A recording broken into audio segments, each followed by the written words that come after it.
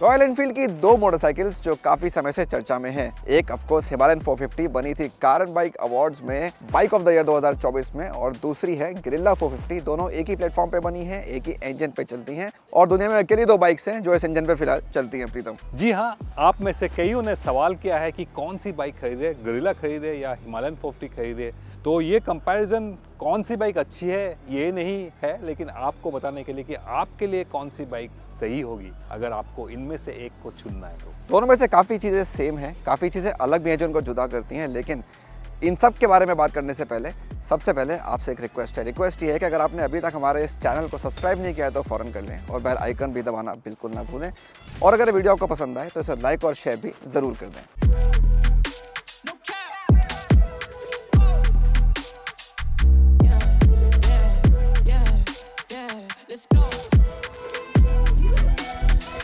तो जैसा हमने आपको बताया, कुछ सेम है दोनों बाइक्स के बीच में। इसमें इंजन शामिल है, हेडलैम्प्स बिल्कुल सेम हैं, डायल भी सिमिलर है दोनों मोटरसाइकिल्स में, लेकिन इससे ज़्यादा लंबी लिस्ट है उन फीचर्स की जो अलग हैं इन दोनों में।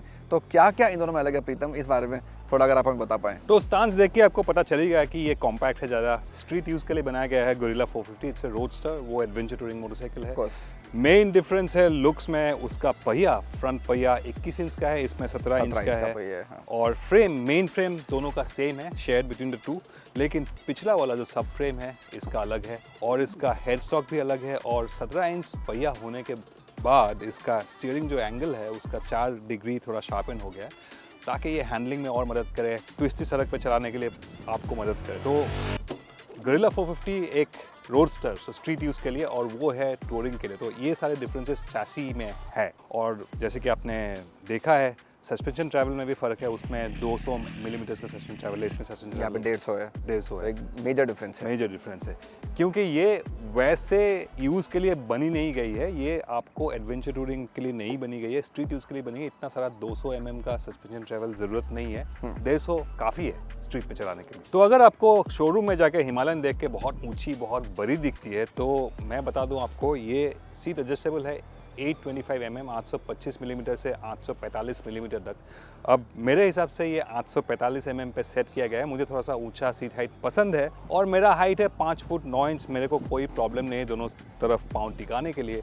लेकिन अगर आपको ये और भी ऊंचा लगे 825, तो एक एक्सेसरी सीट भी मिलेंगे आपको 805 mm, और लो हो जाएगी सीट हाइट। लेकिन आपके अगर कट है 5 फुट 6, 5 फुट 7, 5 फुट 8, तो हिमालयन में कोई प्रॉब्लम नहीं होगी। लो सेटिंग में भी आप चला सकते हो, 845 mm में ही चला सकते हो। लेकिन गुरिल्ला का 780 mm सीट हाइट है। शम्स, आपका हाइट कितना होगा? मेरी हाइट है 6 फीट की एग्जैक्टली, और 780 mm की सीट हाइट है। तो अगर हम हिमालयन की मैक्सिमम हाइट से कंपेयर करते हैं तो पूरा 60 mm का फ़र्क है। और ऑनेस्टली आपको बताता हूँ, जब मैंने बाइक चलाने की शुरुआत करी थी कुछ महीनों पहले, तो सबसे बड़ा सवाल मेरे मन में यही था कि मेरी हाइट को देखते हुए मैं कितनी कंफर्टेबली गुरिल्ला को चला पाऊँगा। तो जब आप शुरू करते हैं इसको चलाना, फिर कुछ समय इसके साथ बिताते हैं, तो ऐसी चीज़ें जिसको आप यूज़ टू होते रहते हैं, ज़्यादा कंफर्टेबल आपका एक्सपीरियंस दिन ब दिन होता रहता है। तो चाहे पहले दिन आपको बिल्कुल कंफर्टेबल स्टांस ना लगे, लेकिन कुछ दिनों के बाद, कुछ हफ्तों के बाद आप उसमें बहुत आराम से ईज़ हो जाते हैं। तो मुझे कुछ परेशानी खास नहीं हुई इस सीट हाइट के साथ इस बाइक को चलाने में। जो मुझे थोड़ा बेहतर शायद चाहिए था इस बाइक में, वो था इसका हैंडल बार, जो मुझे थोड़ा चौड़ा लगा। रोडस्टर मोटरसाइकिल है, मैं एक्सपेक्ट करता हूँ कि कंपनी कुछ ऐसा ही देगी, लेकिन एक आइडल सिनेरियो में मेरे हिसाब से थोड़ा ये नैरो होता तो और अच्छा होता। थोड़ी सीट हाइट होती तो बिल्कुल ही परफेक्ट होता, लेकिन ऐसा कुछ नहीं है कि जो आपको परेशान करेगा। तो मोटी मोटी ये बात है कि अगर आपकी हाइट कम है और आप हिमालयन की ज़्यादा हाइट से डरते हैं, या आपकी हाइट ज़्यादा है और आपको फिक्र है कि गुरिल्ला आपके लिए नहीं है, तो वो डाउट अपने माइंड से आप निकाल सकते हैं, क्योंकि दोनों पे आप काफ़ी कंफर्टेबली चल सकते हैं। अर्गोनॉमिक्स एक पर्सनल ओपिनियन है। मुझे गुरिल्ला का वाइड हैंडल बार पसंद है, क्योंकि मुझे लेवरेज मिलती है ट्विस्टी रोड पे कॉर्नर करने में, काउंटर स्टे करने में। तो मुझे स्टीयरिंग की विड्थ काफ़ी अच्छी लगी। लेकिन आपका बात से मैं सहमत हूँ, क्योंकि ट्रैफिक में आपको थोड़ा सा नैरो फिल्टर करने में ट्रैफिक के अंदर खास तौर पे रश आवर ट्रैफिक में थोड़ा बिल्कुल। सा नैरो हैंडल बार काम जरूर आएगा। मेरा टाइम ज़्यादा ट्रैफिक में ही बीतता है, जी, रशा जी। ट्रैफिक में ही बीतता है, तो मुझे चाहिए एक ऐसी मोटरसाइकिल जिसको मैं आराम से नैरो स्पेस में लेके जा सकूं और ट्रैफिक सिग्नल पे बिल्कुल आगे पहुंच जाऊं। तो कभी कभी शायद इस बाइक में मैं नहीं कर पाता हूं। इंजन दोनों बाइक में बिल्कुल हूबहू सेम है, शर्पा 450 प्लेटफॉर्म है, आंकड़े भी सेम है आउटपुट, टॉर्क और पावर के मामले में, लेकिन छोटे मोटे चेंजेस है। इसका पिछला जो स्प्रॉकेट है उसमें 2 टीथ ज़्यादा है, 47 टीथ है, और इसमें है 45 टू रियर स्प्रॉकेट। लेकिन रॉयल एनफील्ड का कहना है कि इसका पिछला पहिया भी चौड़ा है, तो कुल मिला के कोई फ़र्क मामला बराबर हो जाता है वहीं। मामला बराबर है। लेकिन उसमें एक और चीज़ खराब है, थ्रॉटल मॉड्यूलेशन उसका अलग है,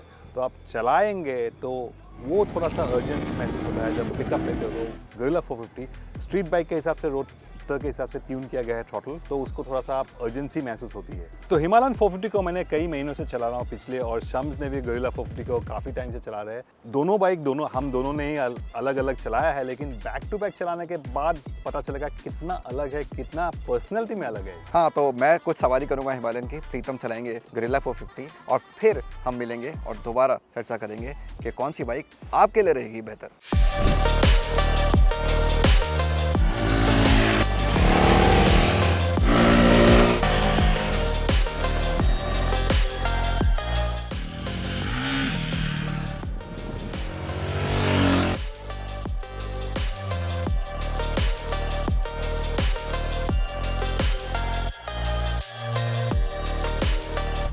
तो हो गई है दोनों बाइक्स की सवारी बैक टू बैक। मैंने चलाई है हिमालयन, प्रीतम ने चलाई है गोरिल्ला। और बात करते हैं 5 इंपॉर्टेंट थिंग्स की जो इन बाइक्स में आपको मैटर करनी चाहिए। और आपको सबसे पहला है इंजन, क्योंकि है तो सेम लेकिन परफॉर्मेंस में क्या फ़र्क आता है, गियरिंग में क्या फ़र्क है, एक्सेलरेशन कैसा है, बताइए प्रीतम। तो मेन 2 चीज़ें हैं परफॉर्मेंस में। एक तो ये हल्की है, पूरे 15 किलो हल्की है हिमालयन से, और थ्रॉटल मॉड्यूलेशन में इसमें चेंज किया गया है। तो आप थ्रॉटल खोलते ही अलग नेचर इसका अलग है, थोड़ा सा पिकअप ज़्यादा है इसमें, इनिशियल पिकअप ज़्यादा है, तो वो स्नैची थ्रॉटल है। अगर आप नए बाइक चला रहे हो तो ये आपको सरप्राइज़ कर सकता है, लेकिन ये मज़ा भी आता है। तो वो सारा इंजन में प्रॉब्लम है, बाकी आंकड़े सेम है, तो कोई डिफरेंस नहीं है दोनों बाइक में परफॉर्मेंस के मामले में। जब मैंने पहली बार हिमालयन चलाई थी, जब ये लॉन्च हुई थी 2023 में, तब लगा था कि यार ये इंजन तो बहुत ही शानदार है, क्या बढ़िया परफॉर्मेंस देता है। लेकिन जब वहाँ पे इंजन आया ना तो और मज़ा आ गया, क्योंकि और बढ़िया पिकअप मिला और बेहतर गियरिंग मिली। तो सिटी में आप चला रहे हैं, फटाफट सिग्नल पे खड़े हैं, सबसे आगे निकलना है, बहुत काम की चीज़ है उस रेशो के साथ वो मोटरसाइकिल। हाँ, इसका कहना ये का मतलब ये नहीं है कि हिमालयन स्लो है, हिमालयन में भी दम तो है, लेकिन थ्रॉटल खोलते ही इसमें जो अर्जेंसी है वो हिमालयन में नहीं है। और वो अगर आप नए बाइक चलाते हो, फिर से मैं दोहरा रहा हूँ, बाइक वो आपको सरप्राइज़ करता है, क्योंकि ये उछलती है ऐसे लेकिन उसमें मज़ा भी आता है, तो अर्जेंसी ज़्यादा है। ये हिमालयन को बोल लो आप थोड़ा सा कंपोज्ड है, और ये थोड़ा सा फुर्ती वाला, मैच्योर्ड में भी। तो अगला इम्पॉर्टेंट सवाल है, कितनी आरामदेह है आपकी राइड क्वालिटी, कितनी कंफर्टेबल सवारी आपको मिलेगी इन दोनों मोटरसाइकिल्स पे। और प्रीतम, यहाँ एक बड़ा फ़र्क है दोनों में, सस्पेंशन ट्रैवल का। जी बिल्कुल, दोनों में फ़र्क है। रोडस्टर है गोरिल्ला 450, और इसको हैंडलिंग को मायने रखते हुए डिज़ाइन किया गया है। सस्पेंशन भी ऐसे ही ट्यून किया गया है, तो सस्पेंशन थोड़ा सा फर्म है। ट्रैवल तो कम है ही, इसमें 150 mm ट्रैवल है, उसमें 200 mm ट्रैवल है। वो एडवेंचर बाइक है तो हालांकि फ़र्क है ही, लेकिन सस्पेंशन भी इसका थोड़ा फर्म है, क्योंकि उसमें आपको बेहतर हैंडलिंग मिलती है। तो आपको ट्विस्टी रोड पर चलाना, तो ये हैंडलिंग इसका बहुत शानदार है। लेकिन अगर आपको सड़क छोड़ के, ऐसे चिकनी सड़क छोड़ के उबड़ खाबड़ में जाना, तो वो राइड क्वालिटी में फ़र्क दोनों में ज़मीन आसमान का फ़र्क है। बिल्कुल, मैंने इस चीज़ को महसूस किया, क्योंकि कई महीने चलाने के बाद जब ये बाइक चलाई तो लगा कि एक बेहतर बाइक पर मैं आ गया हूँ। बड़े गड्ढे, पॉटहोल्स का सामना आप ज़्यादा भरोसे के साथ कर सकते हैं हिमालयन पर। थोड़ा ध्यान रखना पड़ता है गोरिल्ला पर, लेकिन यहाँ आपको ज़्यादा फ्री फ्लोइंग राइड मिलती है, ज़्यादा कॉन्फिडेंस मिलता है, और वो चीज़ काफ़ी मैटर करती है। आप लंबी सवारी पर निकले हैं, ज़्यादा समय तक बिना थके आप हिमालयन को चला पाएंगे, शायद वहाँ आपको थोड़े फ्रीक्वेंट ब्रेक्स लेने पड़ेंगे। जी हाँ। और एक और सवाल है Shams, tank, fuel tank capacity में बहुत इंपॉर्टेंट सवाल है। बहुत इंपॉर्टेंट सवाल है। इसमें 11 लीटर के फ्यूल टैंक मिलता है, उसमें 17 लीटर का फ्यूल टैंक मिलता है, तो आपको शायद इसमें बहुत जल्दी फ्यूल पंप जाना पड़ता होगा। हाँ है, क्योंकि 11 लीटर का टैंक है। मैक्सिमम भी अगर मैं इसमें डालता हूँ तो करीब 10.5 के आसपास, 1000 रुपये के आसपास का पेट्रोल इसमें डलता है, उससे ज़्यादा नहीं आ पाता है। तो अगर आप ये भी मान लें, फ़र्ज़ कीजिए कि शायद थोड़ा सा उसका माइलेज बेटर है गोरिल्ला का, इसके बाद भी इतना बड़ा 17 लीटर का टैंक आपको हिमालयन में ही मिलेगा। इसका ये मतलब है कि आप लंबे समय तक एक बार फिर इस बाइक पे चल सकते हैं बिना पेट्रोल पंप पे रुके हुए। तो अगर आप लॉन्ग राइड पे जा रहे हो तो इसमें जल्दी पेट्रोल डालना पड़ेगा। अगर शहर में चला रहे हो तो हफ्ते में शायद इसमें ज़्यादा पेट्रोल डालना पड़ेगा उसके मुकाबले। तो कहने का मतलब ये है कि जहाँ भी चला रहे हो इसमें पेट्रोल आपको बहुत ज़्यादा जाना पड़ेगा पेट्रोल पंप तक। फिर हम ब्रेकिंग की बात करते हैं, वो भी काफ़ी इंपॉर्टेंट है। जितना इंपॉर्टेंट पिकअप है शायद उतना ही इंपॉर्टेंट, उससे ज़्यादा इंपॉर्टेंट है ब्रेकिंग। और दोनों में डुअल चैनल ABS है, लेकिन मुझे कुछ ज़्यादा फ़र्क लगा नहीं दोनों बाइक्स में। हालांकि छोटा थोड़ा सा डिस्क है गोरिल्ला में। आपका क्या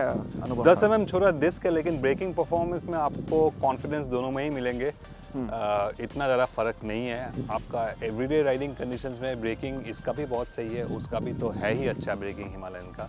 तो बहुत ज़्यादा फ़र्क नहीं है कि ये ख़राब है या वो अच्छा है, ऐसा बोलने के लिए कुछ नहीं है। ब्रेकिंग काफ़ी अच्छी है दोनों बाइक्स की, तो उसमें कोई शिकायत नहीं है। लेकिन एक बड़ा फ़र्क है स्विचेबल ABS, क्योंकि ये एक ऑफ रोडर है। यहाँ आपको कई बार ऐसी सिचुएशन का सामना करना पड़ सकता है जहाँ आपको ABS की ज़रूरत नहीं है, तो वो चीज़ का ऑप्शन आपको हिमालयन में ही मिलता है। और वो एक लॉजिकल सी बात भी लगती है कि वो फीचर आपको गोरिल्ला में नहीं दिया गया है। जी, ऑफ रोड पे आप रियर व्हील लॉक करना है तो आप रियर व्हील में ABS स्विच ऑफ कर सकते हो, तो हिमालयन में वो फीचर उपलब्ध है। और कुछ लोग सड़क पे भी ऐसे हरकतें करते हैं, लेकिन मैं बोलूँगा नहीं करें आप। तो इसमें वो स्विचेबल ABS नहीं है, तो वो सारा चीज़ें आप ना करें और ये बाइक आपको करने भी नहीं देगी। और अगर हिमालयन आपके साथ है तो ये कैसे पॉसिबल है कि ऑफ रोडिंग की बात ना हो? तो हालांकि गोरिल्ला ऑफ रोडिंग के लिए नहीं बनी है, लेकिन क्योंकि काफ़ी कुछ सिमिलर इन बाइक्स में, तो प्रीतम क्या गोरिल्ला के साथ आप कुछ माइल्ड ऑफ रोडिंग करने की सोच सकते हैं ग्राउंड क्लियरेंस को देखते हुए या बाकी फैक्टर्स को देखते हुए? अगर आपको हार्डकोर ऑफ रोडिंग नहीं करना है, ऊबड़ खाबड़ में ऊपर नहीं चलना है, आपको कच्ची सड़क के ऊपर निकलना है, पॉट होल्स थोड़े बहुत पे चलना है, तो गोरिल्ला सब कुछ कर लेगी आराम से। हालांकि रॉयल एनफील्ड कहता है ये न्यू रेट्रो रोडस्टर है, लेकिन टायर्स देखिए इसमें ब्लॉक पैटर्न टायर्स लगी हुई है, तो आपको कीचड़ विचड़ में भी कोई ग्रिप की कमी महसूस नहीं होगी।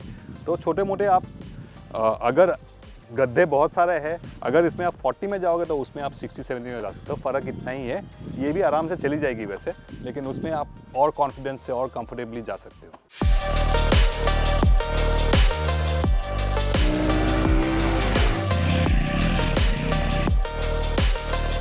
तो ये थी सवारी इन दोनों मोटरसाइकिल्स की। और इससे पहले कि हम बात करें कौन सी आपके लिए बेहतर, बात कर लेते हैं कीमतों की। वो भी काफ़ी अहम होती हैं। तो करीब 50,000 रुपये का फ़र्क है गोरिल्ला और हिमालयन में। ऑफकोर्स हिमालयन ज़्यादा महंगी है, लेकिन आपको ज़्यादा बड़ी बाइक मिलती है, ज़्यादा फीचर्स के साथ। लेकिन प्रीतम यहाँ अहम शायद सबसे ज़्यादा कीमतें नहीं हैं, सबसे ज़्यादा अहम है आपकी रिक्वायरमेंट, आपकी ज़रूरत। बिल्कुल, अगर आप रिक्वायरमेंट देखो और कीमत देखो तो उस पर मत जाओ आप। इसमें क्या क्या चीज़ें हैं वो मत देखो। बात वैसा ही है कि बहुत लोग 4x4 खरीदते हैं, लेकिन 4x4 का गियर तक नहीं छूटे हैं सालों खरीदने के बाद। तो अगर आप ऑफ रोडिंग नहीं करोगे तो इसका कि मैं जिस दिन करूंगा उस दिन यूज़ करूंगा वो मत सोचिए। आप दोनों चला के देखिए बैक टू बैक, जिस बाइक में आपको मज़ा आए वही खरीदेगा, दोनों में आपको कोई दिक्कत नहीं होगी। तो आप हमें बताइए कि आपको इन दोनों में से कौन सी बाइक ज़्यादा पसंद आई। अगर आप बाजार में हैं एक 450cc रॉयल एनफील्ड खरीदने के लिए, तो आप कैसे चुनेंगे, गोरिल्ला को या हिमालयन को? आप तो बताइएगा ही, लेकिन शम्स के लिए मेरा एक सवाल है। अगर दोनों में से एक ही बाइक आपको चूज करना है तो कौन सा आप चुनेंगे और क्यों? अच्छा सवाल है। मुझे हिमालयन काफ़ी पसंद आई, जो मैंने आज इसकी सवारी करी है। मेरी हाइट को काफ़ी सूट किया और वाकई में एक कंफर्टेबल राइड भी मुझे इसके ऊपर मिली। लेकिन मैं देखूंगा मेरी ज़रूरत क्या है, मैं ज़्यादा बाइक कहाँ चलाता हूँ, कितनी बार चलाता हूँ और किस सिचुएशन में उसका इस्तेमाल ज़्यादा होता है। तो मेरे हिसाब से मेरे लिए गोरिल्ला ज़्यादा सटीक है, क्योंकि मैं चलता हूँ ट्रैफिक में ज़्यादातर, मैं ऑफ रोडिंग बहुत कम करता हूँ। तो मैं देखूंगा कि बाइक मेरे ज़्यादा काम कब आती है और किस हिसाब से आती है, तो मेरे लिए तो गोरिल्ला ज़्यादा फिट बैठती है। तो सवाल ये है कि आप कैसा राइडिंग करते हो, किस किस सिचुएशंस में राइडिंग करते हो। दोनों ही बाइक आप टेस्ट राइड कीजिए, back to back test ride कीजिए, आपको अपना सवाल का जवाब खुद मिल जाएगा।